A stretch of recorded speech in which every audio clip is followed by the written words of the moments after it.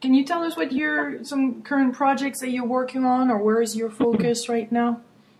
I have been writing a book, interestingly enough, about weight loss, about particularly addiction, food compulsion, and the healing of that.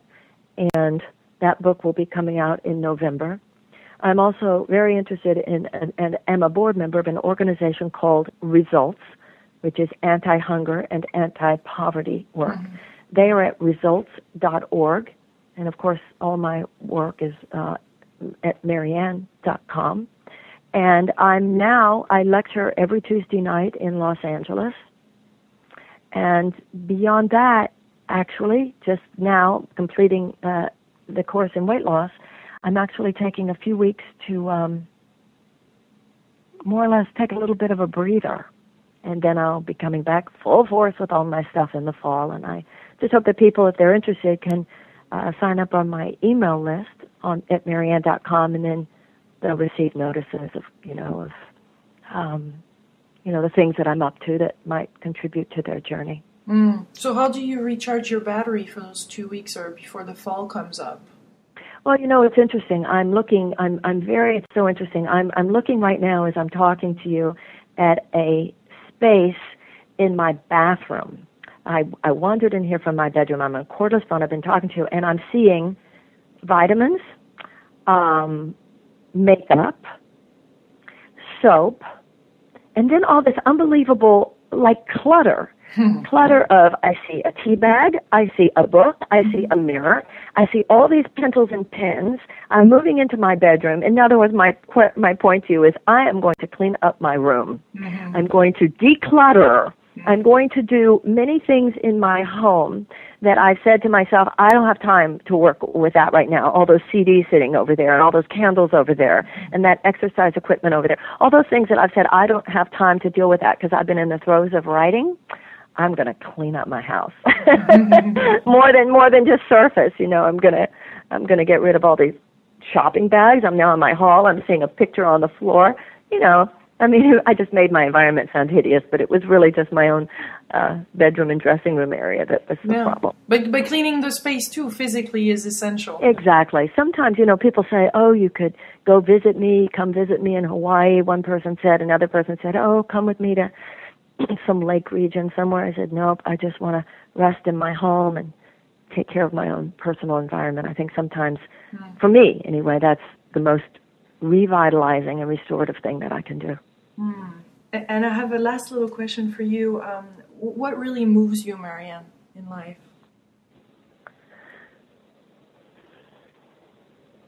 Well, many things move me. Every day of my life there are things that move me. Moved me last night when I walked out of an ice cream pinkberry parlor with my daughter and I saw a man sleeping on the street. It moves me that 17,000 children on this planet die of hunger every single day, starve to death.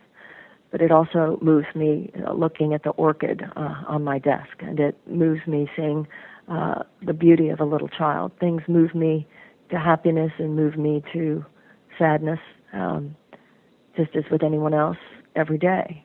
I don't think the issue is what moves us. The issue is, are we movable? Mm-hmm.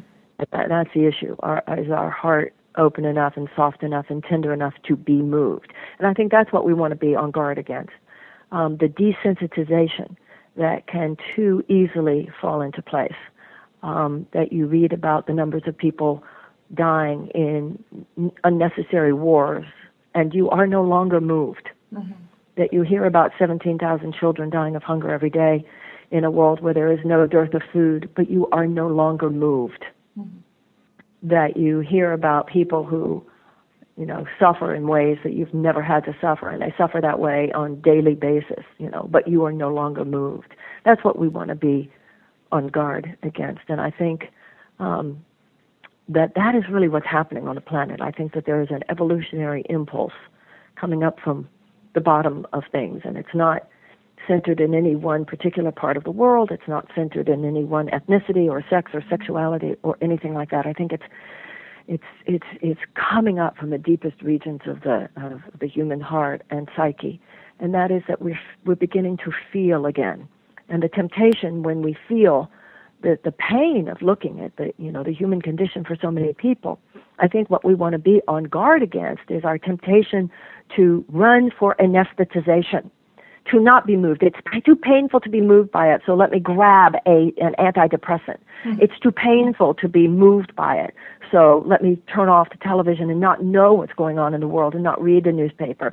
It's too painful to be moved by it, so I won't do my own personal growth work. Mm-hmm. I think the issue is that we be willing to be moved.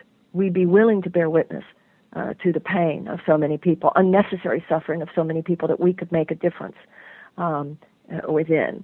So my prayer is just to be moved, not to be moved and then to be overwhelmed by the sadness, mm-hmm. to feel the sadness, but to constantly rejoice in the possibilities that always exist to making things better. I think that if you're living on the planet today and you're not grieving, then you're not conscious. Mm-hmm. But if you look at the planet and you're not rejoicing in all the possibilities that exist for making things better, then I think you're spiritually immature.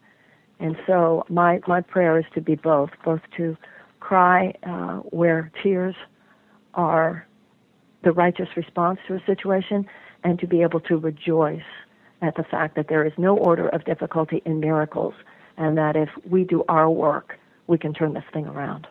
And be called in action, and be really really shine our light, and receive the help from the universe. Mm-hmm.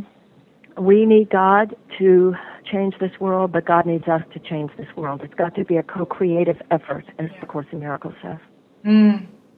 Well, thank you so much, Marianne, for spending this time with us and shining so brightly on this planet and inspiring a lot of us to really be out there and open our hearts. Thank you so much.